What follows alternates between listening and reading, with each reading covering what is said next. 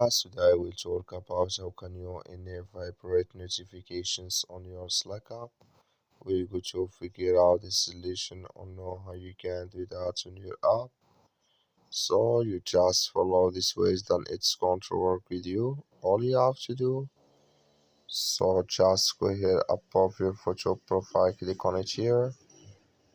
Then it's going to take you to this list. It's going to show for you like this here. Then you just click here on invitation to connect here. Sorry, you click here on notifications here. You just click here on notifications, it's going to take you to this list here. You click here on system options here. So then it's going to take you to this list. It's going to show for you like this. Come here to Vibrate. Click in this sign that like you see this color show for us here.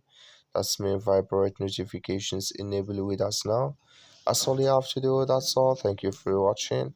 Don't forget to support us by liking and subscribe.